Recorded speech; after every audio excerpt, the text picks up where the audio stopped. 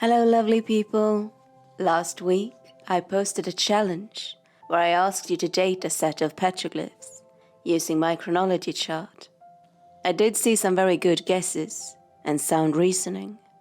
Quite a few of you seem to have zeroed in on a date between 1300 to 700 BC. A really good estimate. Let's break this panel down together.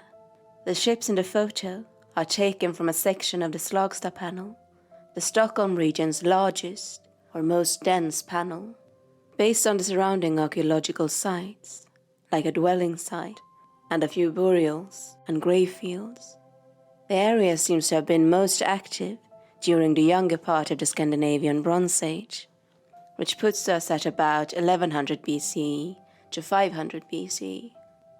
We can also see that there seems to be an overlap of two ships, where one ship is picked over another, an indication that enough time might have passed between the two for one ship to have faded or become out of style. We could also use the shorelines and prehistoric water levels as a guide. Where the rock art is placed can indicate when they were made.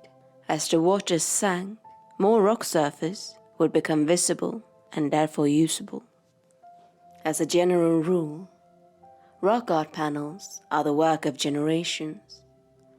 The pictures and symbols were added at different times by different people or artists.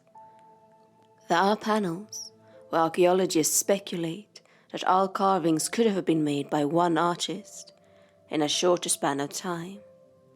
But generally, the panels seem to have been active for the most part of the Bronze Age period. Basically, this means that not all rock carvings were made at the same time. It is possible for the ships to have different dates.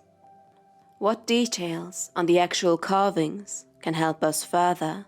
The number of lines visible on the ship can help.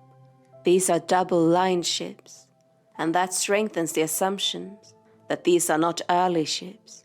We can't see any spirals or very distinct S-shapes, but at the very bottom of the panel, not visible in the photo I showed you, unfortunately, we can see the more symmetrical, drawn-out, thin, simplistic ships that we associate with the very end of the period, Early Iron Age. Again, this suggests that it is possible for the ships to be younger the further down the panel we go.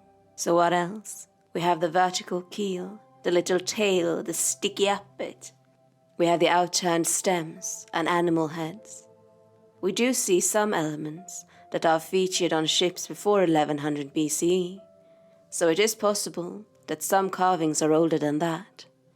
If we had details like axes or shields, that would help us even further. Sadly, we don't have that here, but we have enough to make a guess or an assumption that from pre-1100 to 500 BCE, people would gather at this panel to behold images and symbols that held significance in their own time.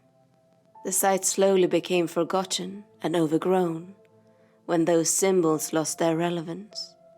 Many generations later, the panel was rediscovered, and now people from all over the country can come and look at these glorious carvings.